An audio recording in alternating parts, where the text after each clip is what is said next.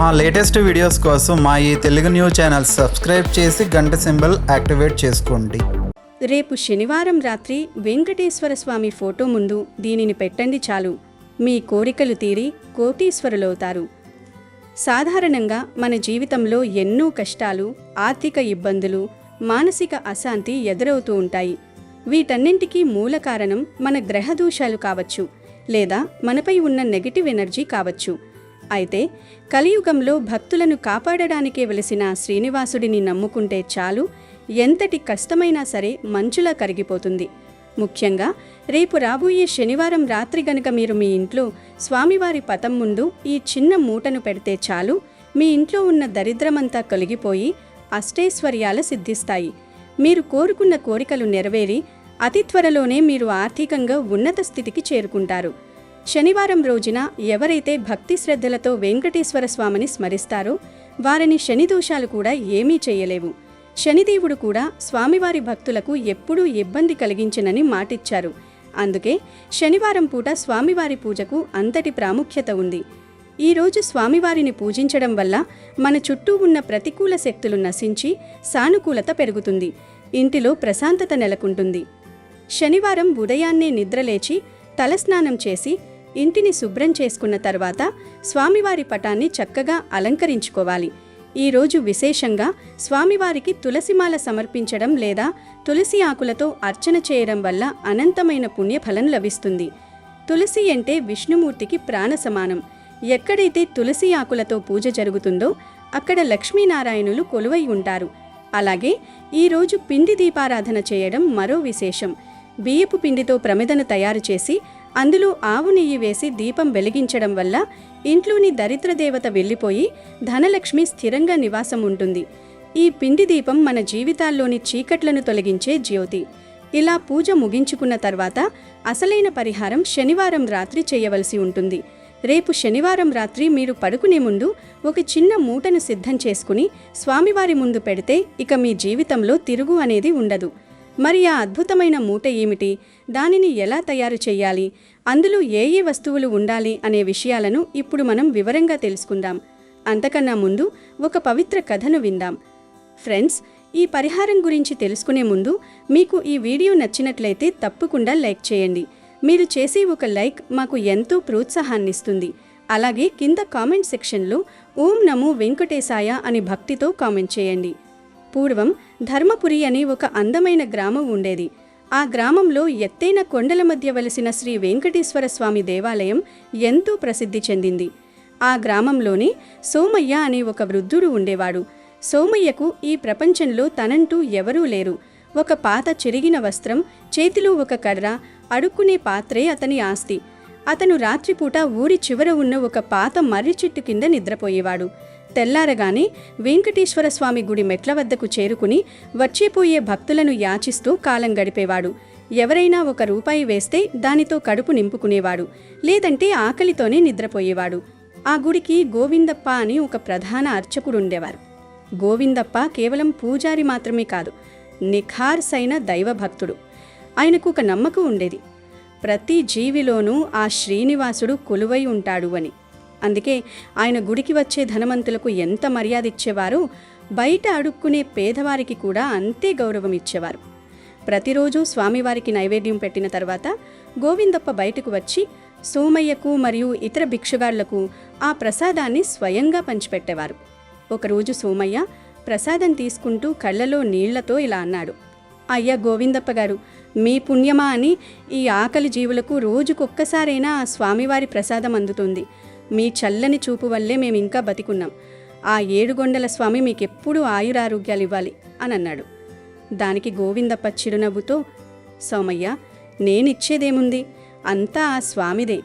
ఆయన దయ ఉంటేనే మనందరికీ అన్నం దొరుకుతుంది అని సమాధానమిచ్చారు. అప్పుడు సోమయ్య తన మనసులోని మాటను బయటపెట్టాడు.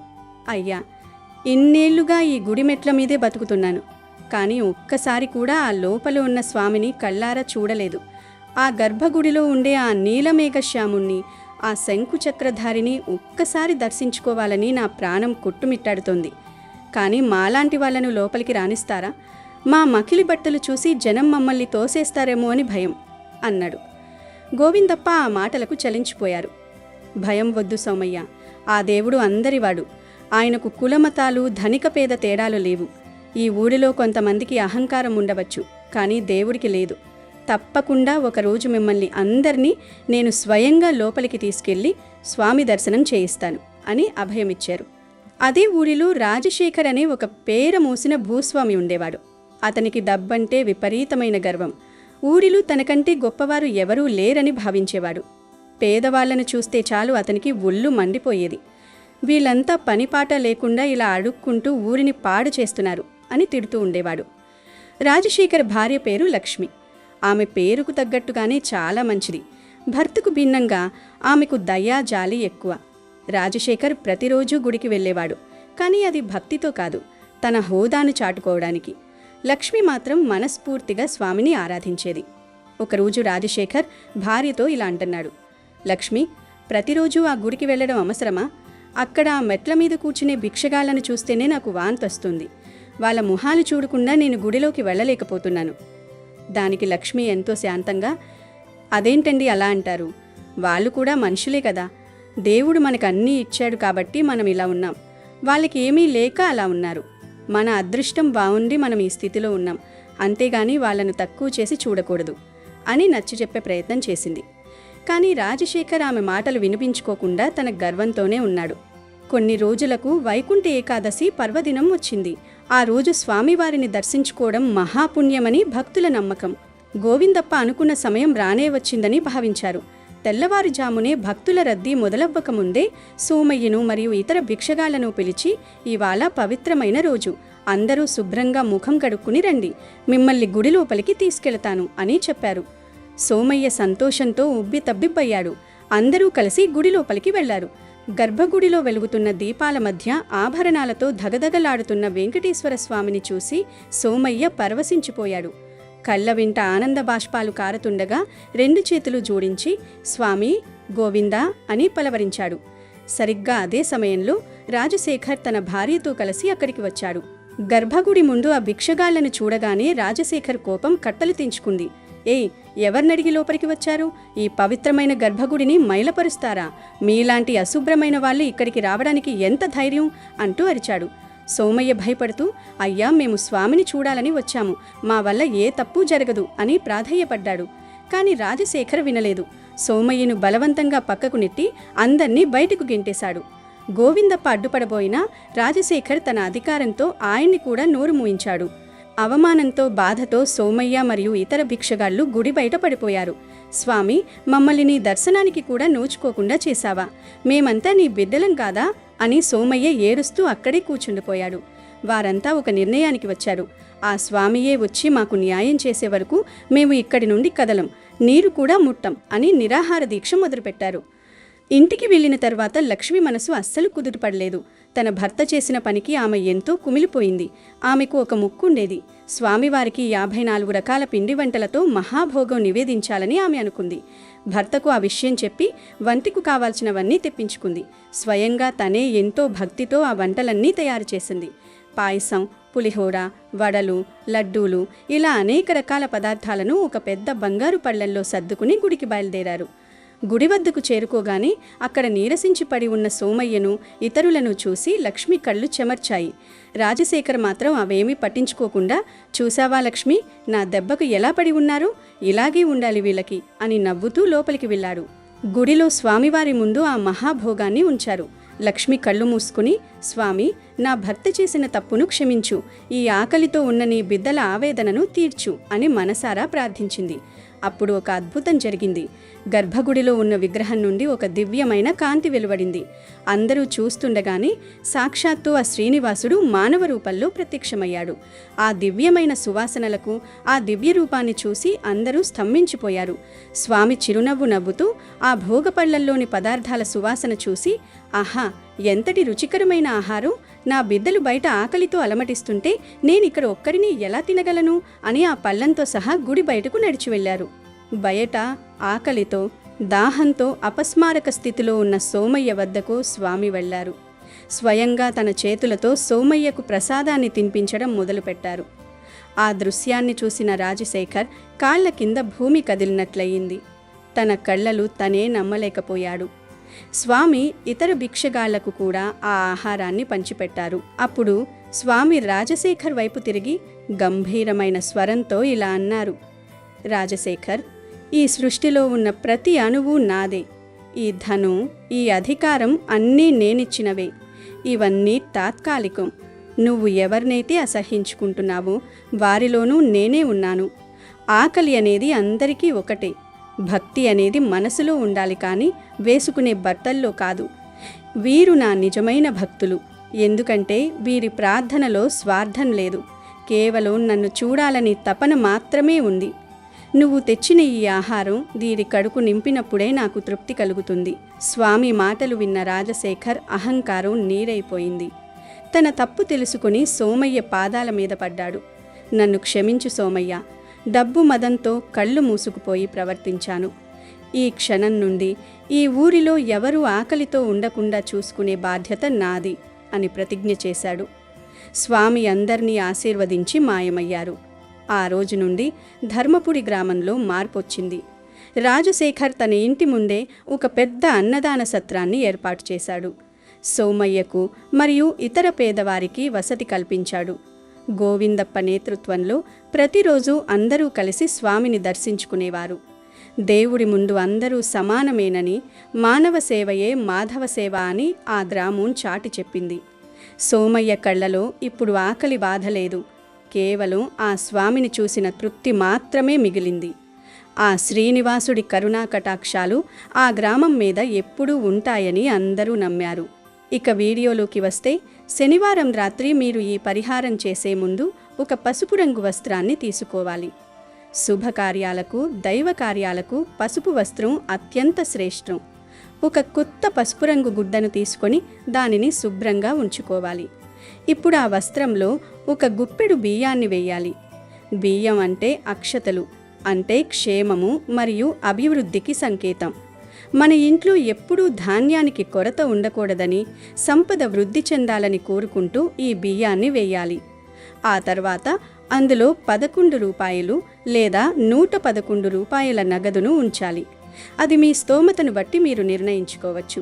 కానీ సంఖ్య మాత్రం 11 లేదా 111 ఉండేలా చూసుకోండి. 1 అనేది ఏకత్వానికి, ప్రారంభానికి సూచిక. ఈ డబ్బు మన ఇంట్లో ధన ప్రవాహం పెరగాలని కోరుకుంటూ పెట్టేది. తరువాత అందులో ఒక ఒక్కను వేయాలి. తాంబూలంలో ఒక్కకు ఎంత ప్రాముఖ్యత ఉందో మనకు తెలిసిందే. ఒక్క అంటే సిద్ధికి, విజయానికి గుర్తు. చేపట్టిన పనులన్నీ నిర్విఘ్నంగా సాగడానికి ఇది తోడ్పడుతుంది. చివరగా అందులో ఒక పసుపు కొమ్మును ఉంచాలి. పసుపు కొమ్ము సాక్షాత్తు గౌరీదేవి స్వరూపం మరియు మంగళకరమైన వస్తువు. ఏ ఇంట్లో అయితే పసుపు కొమ్ము పూజలో ఉంటుందో అక్కడ ఆయురారోగ్యాలు మరియు ఐశ్వర్యం మెండుగా ఉంటాయి.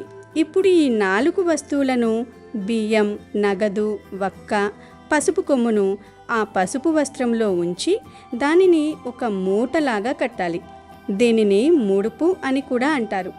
ఇలా మూటి కట్టిన తర్వాత మీ మనసులోని కోరికను స్వామివారికి విన్నవించుకోవాలి.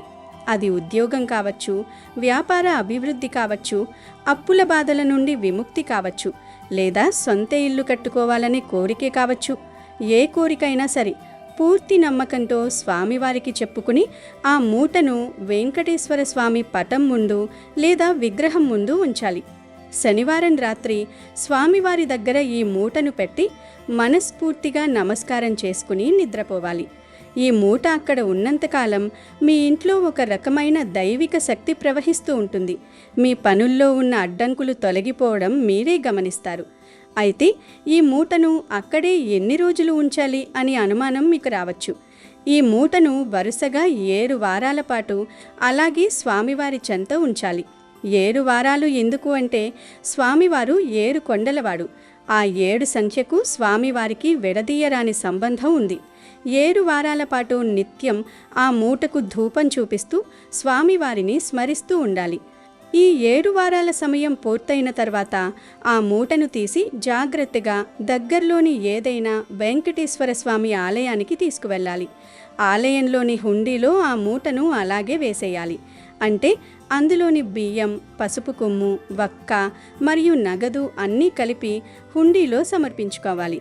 ఇలా ముడుపును స్వామివారికి అప్పగించడం వల్ల మీ కోరిక నెరవేరడానికి మార్గం సుగమమవుతుంది.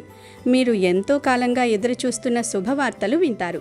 ఈ పరిహారం చేయడం వల్ల ధనలాభం కలగడమే కాకుండా ఇంట్లో ఉన్న అశాంతి తొలగిపోయి అందరూ ఐకమత్యంగా ఉంటారు. వ్యాపారం చేసేవారికి లాభాలు పెరుగుతాయి. వృత్తి ఉద్యోగాల్లో ఉన్నవారికి ప్రమోషన్లు లేదా జీతాల పరుగుదల వంటివి సంభవిస్తాయి. కోటీశ్వరులు అవ్వడం అంటే కేవలం డబ్బుండడమే కాదు, మనశ్శాంతి, ఆరోగ్యం మరియు గౌరవం అన్నీ ఉండటం. ఈ పరిహారం వల్ల మీకు ఆ అష్టైశ్వర్యాలు కలుగుతాయి అనడంలో ఎటువంటి సందేహం లేదు. ఈ విధంగా శనివారం రాత్రి మీరు చేసే ఈ చిన్న ప్రయత్నం మీ తలరాతను మార్చేస్తుంది. స్వామివారి కరుణ ఉంటే అసాధ్యమైనది ఏదీ లేదు. కాబట్టి రేపు శనివారం రాబోయే ఈ అద్భుతమైన అవకాశాన్ని వదులుకోకండి.